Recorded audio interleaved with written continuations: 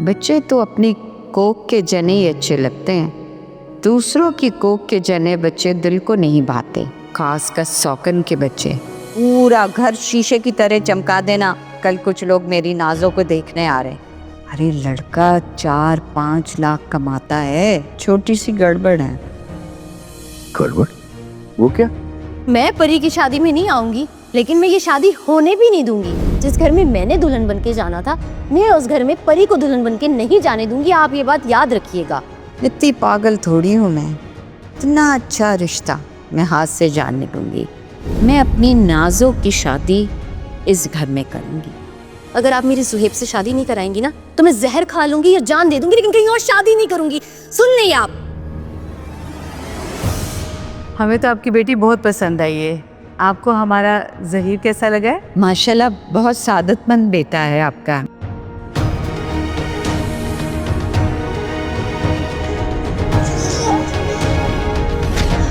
बेगैरत, बेशरम, भाग रही थी तू यहाँ से? हाँ, अब उसको अपना असली रंग दिखाऊंगी मैं।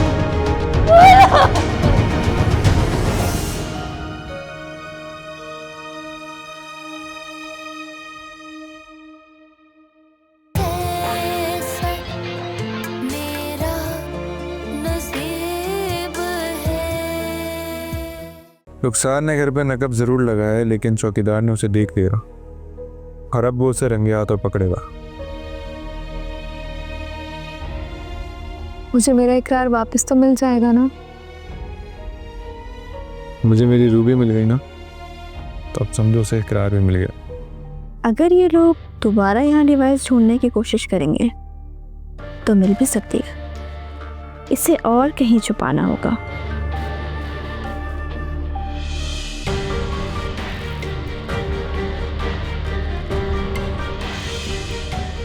अरे मैडम जी, फोन इसलिए किया है कि मेरी चोरी पकड़ी गई है और वकील साहब ने मेरे साथ काफी ज़दोकोप किया है और वो ये भी कह रहे हैं कि तुझे मार मार के तेरे मुंह से उगलवाऊंगा। डैड, इस बारे में मैं अनिला से बात करके आता हूँ। Excuse me.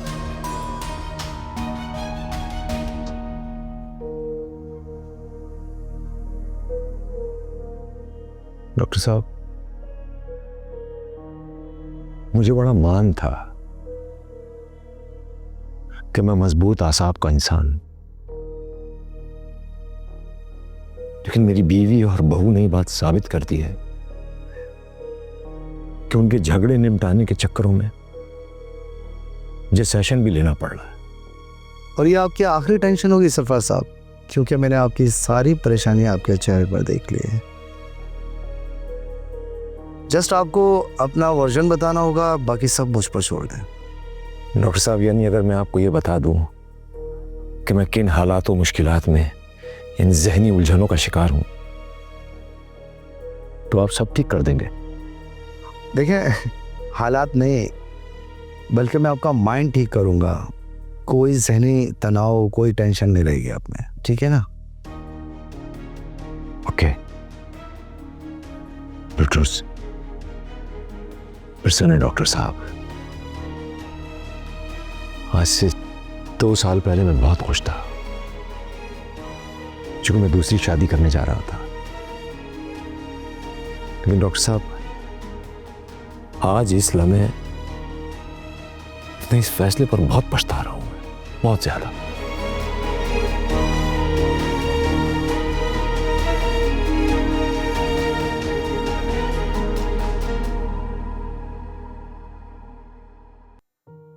अस्सलाम वालेकुम, क्या हाल है? कैसी हो रूबी?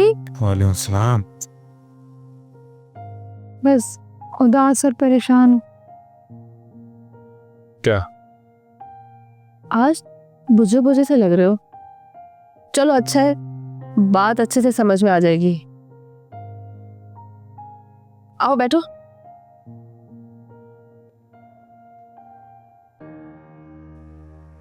डॉक्टर साहब, जब मैं फैक्ट्स एंड फिगर्स को जमा करता हूं, लॉजिकली सोच कर कोई फैसला करता हूं कि मेरी बीवी गलत है, लेकिन अचानक से मेरा फैसला पलट जाता है। मुझे पता चलता है कि मेरा तो फैसला ही गलत है। कल्प्रिट के हक में सबूत आना शुरू हो जाते हैं, गवाहियां आना शुरू हो जाती हैं, फिर मैं सोचता हूं कि नहीं, मैं अपने फैसले को बदलता हूं। मैं सोचता हूं कि नहीं, मेरी बहू गलती पर है। फिर ये पूरा फैसला रिवर्स हो जाता है। मुझे समझ नहीं आता है कि क्या हकीकत है और क्या नहीं। डॉक्टर साहब, कभी कभी मुझे अपनी जहनी कैफियत पर शक होने लगता है। अरे वाह सरफराज साहब, आपका तो एक ही सेशन में काम हो गया।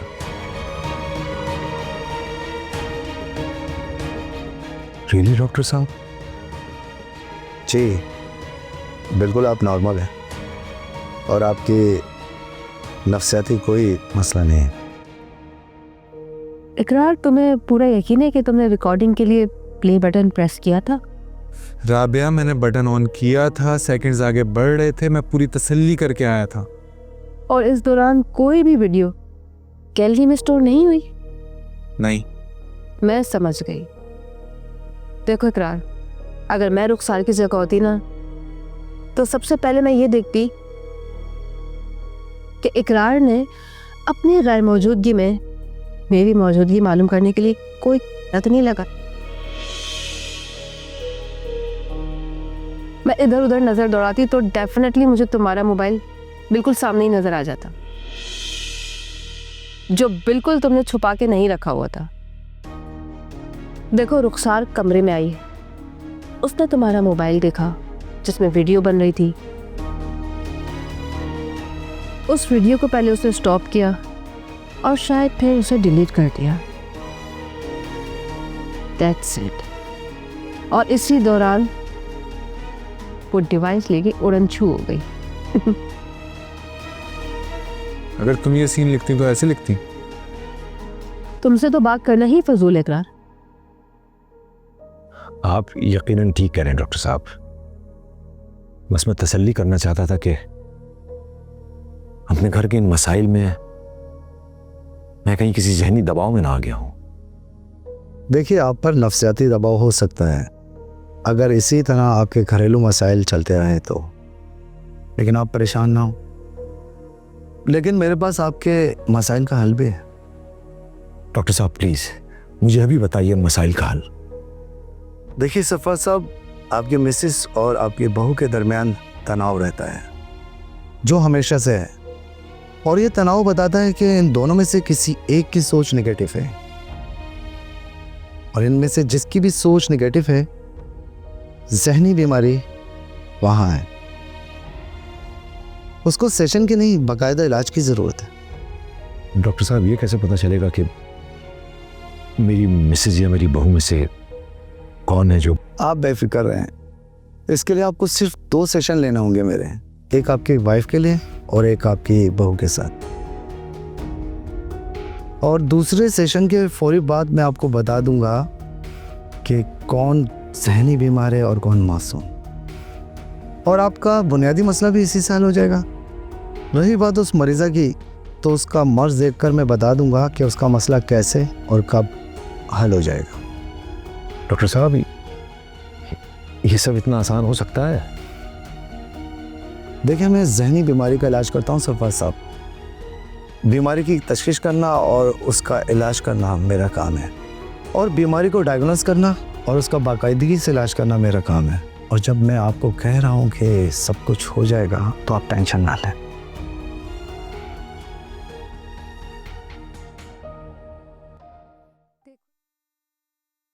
मैं तुम्हारी बात को 100% सच मान लेता अगर मैं तुम्हारा असली रूप जानता होता। अगर मेरा असली रूप जान जाओ ना, तो मुझे बता देना। मैं आज तक इसी कोशिश में हूं, और इकरार, जिस गलत फहमी में तुम मुब्तला हो ना, वो फवाद ही दूर करेगा। बुलाती हूं उसे मैं भी। किस तरह का हो गया ये रूबी?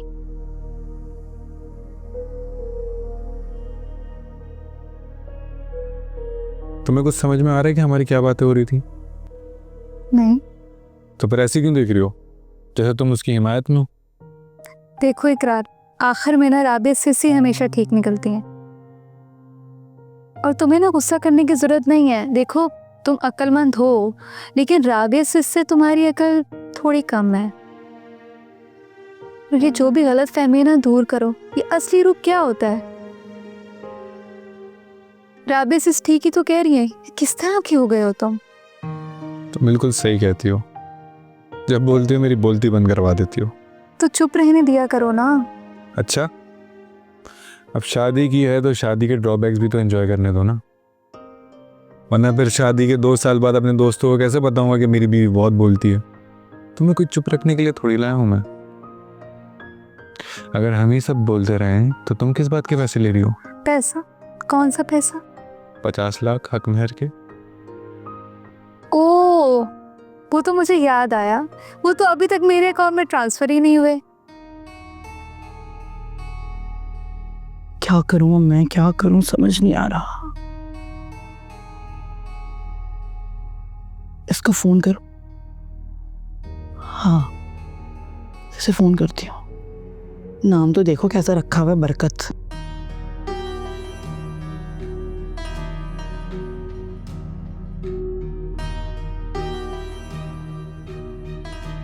कहाँ गया? हेलो। हाँ, बात सुनो। मैं तुम्हें 20,000 रुपये दे रही हूँ, ठीक है? लेकिन पहले की तरह 10,000 काम होने से पहले और 10,000 काम होने के बाद, समझे? मैडम जी, जब सच बोलना है तो फिर पकड़े जाना है, और जब पकड़ा गया तो नौकरी चली जाएगी। और जब नौकरी चली जाएगी तो फिर आप बाकी के पैसे मुझे क्यों देंगी? मेरे सामने ज़्यादा होशियार बनने की ना कोशिश मत करो। जब सच तुमसे पूछा जाए तो तुमने बोलना है कि ये फाइल तुमने अनीला को दी। उस लड़की का नाम ले रहे हैं बस। लड़की? मगर आप तो लड़की लगती नहीं। अरे बेवकूफ़, मैं अपनी बात नहीं कर रही हूँ। तुमने सिर्फ अनीला का नाम लेना है। मेरे कहने का मतलब समझ रहे हो ना? जी जी जी मैडम, समझ गया मैडम।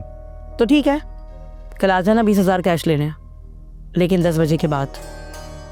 मैडम, अगर आप ट्रांसफ़र कर देती तो अच्छा हो जाता। इतनी बेवकूफ़ नहीं हूँ मैं, और ना ही इतनी कच्ची गोलियां खेली हैं मैंने। इस तरह के जो मामलात होते हैं ना, वो इस तरह कैश पे होते हैं, ऑनलाइन ट्रांसफर पे नहीं। कल आ जाना पैसे लेने। अरे मैं अरे कोई अपने काम में अपने आप को होशियार समझता है, सियाना, लेकिन जानता नहीं है मेरा नाम भी तो शगुफ्ता है। शगुफ्ता नाम है मेरा।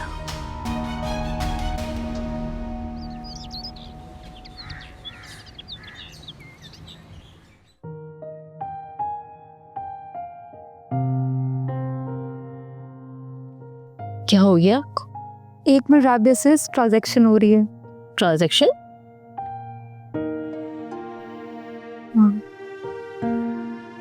एक कीमती चीज की पेमेंट कर रहा हूँ, पूरे 50 लाख। क्या? देखो, अभी तो इतने लाख तुम्हें और भी पे करने हैं ना, एक और कीमती चीज़ के। राबिया से, आपको पता है इसके पास ना घर पे हर चीज़ के 2-2 सेट हैं। 2 घड़ियों के सेट हैं, 2 लैपटॉप हैं, और इसके अलावा 2-2 बीवियाँ भी हैं। और आपको पता है अब इसको दोनों को ना 50-50 लाख रुपए देने पड़ेंगे, इसलिए इसकी हालत टाइट हो रही है। रुखसार को तो मैं 1 रुपया भी नहीं दूंगा। क्यों? निकाह के वक्त तो बड़े रोब से कबूल किया था कि जैसे अभी उसकी गोद में 50 लाख रुपए रख दोगे।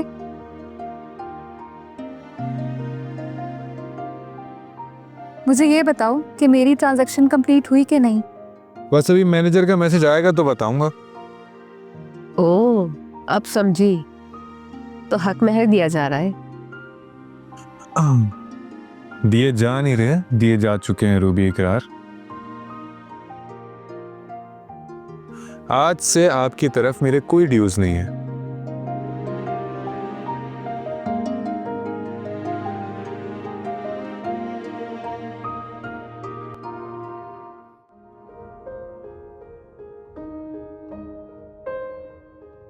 डैड, आप सच में साइकोथेरेपीज लेने का सोच रहे हो? अदील, तुम सोच नहीं सकते हो इस एक सेशन से मुझे कितना फायदा हुआ है। लिटरली महज़िब माशरों में कि जैसे ही किसी को डिप्रेशन फील हो फौरन अपने थेरेपिस्ट के पास भागते हैं। यार, हमारे कल्चर में हम सोचते हैं कि कोई हमें पागल ना समझे कि हम साइकियाट्रिस्ट के पास क्यों भाग रहे हैं, लेकिन मुझे सेशन की जरूरत थी, मैंने सेशन ली and I am feeling perfectly well now. उसने मुझे एक ही सेशन में फ्री कर दिया, कहता है अब आपको सेशन की जरूरत नहीं, यू फाइन। यार, मुझे अपने सारे मसाइल हल होते हुए नजर आ रहे हैं। I can see that. लेकिन तुम्हें क्यों लगता है कि मुझे ऐसा नहीं करना चाहिए था? नहीं डैड, शायद मुझे गलत लगा। आई थिंक आप ठीक कह रहे हैं। मेरी मानो तो तुम भी डॉक्टर एहसान को कुछ टाइम दो। जिन मसाइल में फंसे हुए हो उन्हें बताओ, सारा स्ट्रेस दूर हो जाएगा तुम्हारा भी।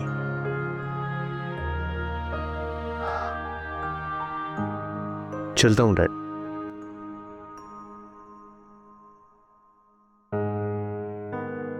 अब इस डॉक्टर की शोहरत के पीछे ही अनीला और शगुफ्ता भी अपनी मर्जी से आएंगी। मुझे किसी से रिक्वेस्ट करने की कोई जरूरत नहीं पड़ेगी।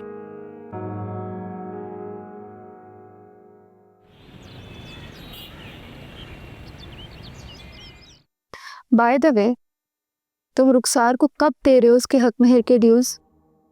मैंने कहा ना, एक पाई भी नहीं दूंगा उसे मैं। क्यों नहीं मिलेगा?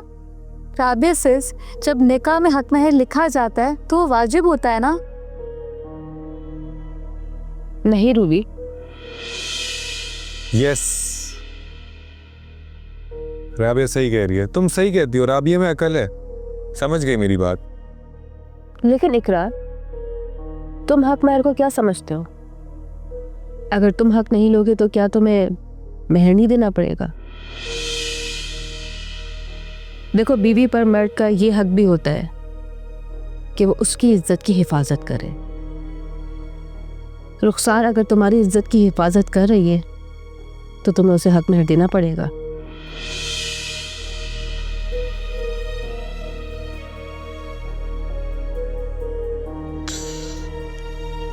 राबिया, थोड़ा एक्सप्लेन करोगी इज्जत की कैसे हिफाजत करती है बीवी? अरे मुझे पता होना चाहिए ना यार कि मुझे ये 50 लाख देने हैं या बच भी सकते हैं।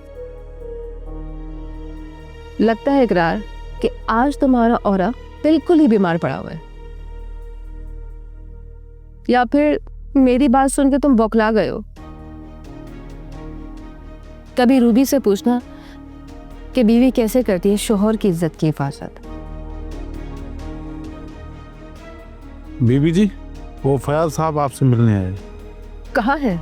वो नीचे खड़ा है। अच्छा, उनको भेज दो। ठीक है। अब देखना तुम लोग मैं इसका कैसे तमाशा लगाती।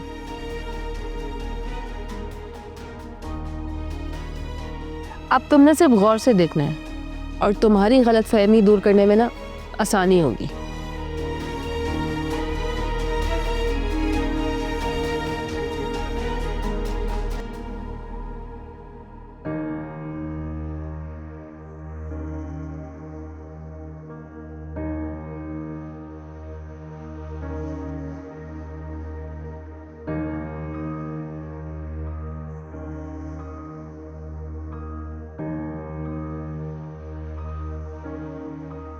फाइल की चोरी का सोच के परेशान है। डैड ने कहा है कि उन्होंने किसी साइकोलॉजिस्ट से साइकोथेरेपी का सेशन लिया, यहीं घर आया था वो।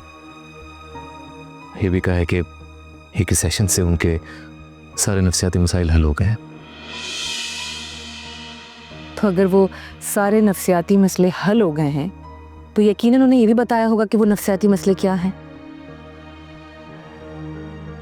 ये तो मैं सोच रहा हूँ नीला, अगर उनकी सारी प्रॉब्लम्स हल हो गई हैं तो मेरे नफ्सियाती मसाइल हल क्यों नहीं हो रहे? आफ्टर ऑल मेरे सारे नफ्सियाती मसाइल डैड के ही तो दिए हुए हैं मुझे।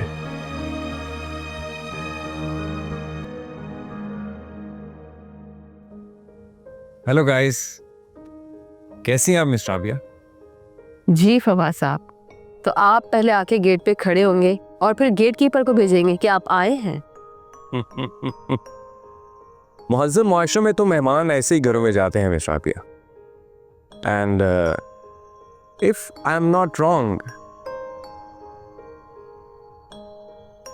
मैं अब आपका एम्प्लॉय नहीं हूं, बल्कि एक अच्छा खासा इंडिपेंडेंट इंसान हूं।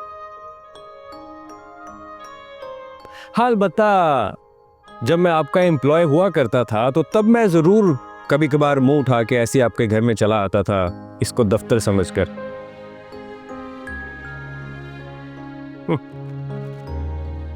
Oh my God. अरे आप मेहमान को बैठने के लिए नहीं कहेंगे? प्लीज तशरीफ रखिए, गेस्ट ऑफ द ऑनर। अरे thank you very much my graceful miss hostess.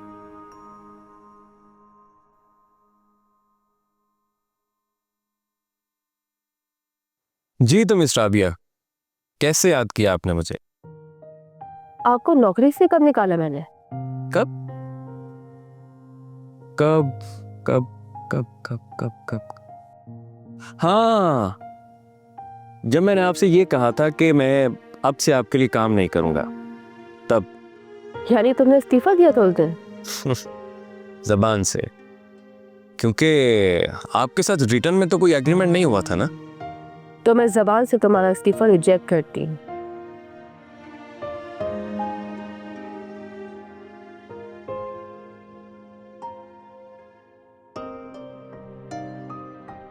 Fawad, अभी चाय पीते हैं और चाय के दौरान तुम इकरार को बताओगे कि चौधरी प्रोडक्शंस में किसने जॉब दिलवाई तुम्हें, और बताओगे कि मैं आइंदा भी तुम्हें वहां पे क्यों यूज करना चाहती हूँ। Copy madam sir.